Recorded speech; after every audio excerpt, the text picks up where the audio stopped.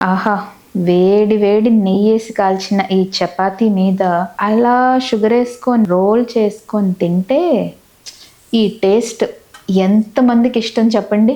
మనం అందరం ఇలానే చిన్నప్పుడు తిన్నాము. చపాతీ మీద చక్కెర, పూరి మీద చక్కెర, ఉప్మాలో చక్కెరేసుకొని ఆహా! అలా వేడివేడిగా తింటుంటే అయితే సూపర్ టేస్ట్.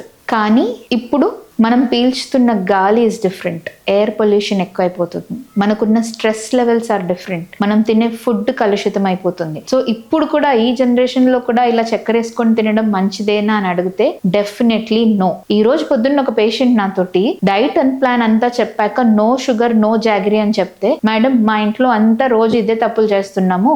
పిల్లలకి కూడా ఉప్మాలో షుగర్ వేసి పెడుతున్నాము అని అన్నారు. 1 సెకండ్ షాక్ అయిపోయాను నేనైతే. అంటే వెల్ ఎడ్యుకేటెడ్ ఒక 35 ఇయర్స్ ఓల్డ్ మేల్ ఈ జనరేషన్లో కూడా ఇంత అవేర్నెస్ క్రియేట్ చేసి షుగర్, సాల్ట్స్ వల్ల ఎంత మనకి హార్మ్ అవుతున్నాయో తెలుసుకున్న తర్వాత కూడా ఒబెసిటీ ఉన్న అతను ప్లస్ అతని పిల్లలకి కూడా ఇదే పెడుతున్నారంటే I was really shocked. Please bring this change in you. Old కాలం మాటలు, మా తమ్మమ్మలు తాతయ్యలు ఇదే తిని పెరిగారు కదా, మా చిన్నప్పుడు ఇదే పెరిగాం కదా అని మాత్రం అనకండి. ఇప్పుడు షుగర్స్, బెల్లం, జాగరీ అంతా షుగరే.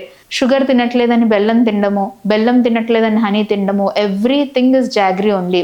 యాజ్ మచ్ as పాసిబుల్ మీ రొటీన్ లైఫ్ స్టైల్లో షుగర్స్ అనేది కంప్లీట్లీ అవాయిడ్ చేయండి. ఒక 3 months షుగర్ తినకుండా చూడండి మీ బాడీ ఎంత ట్రాన్స్ఫార్మ్ అవుతుందో. ఈ ఛాలెంజ్ ఎవరు తీసుకుంటారో చెప్పండి. ఈ రోజు కమెంట్ చేయండి.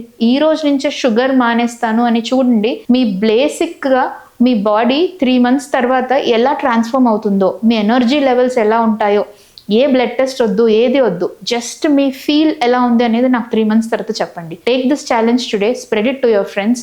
రేపు కలుద్దాం. మీ డాక్టర్ కార్తికా రెడ్డి.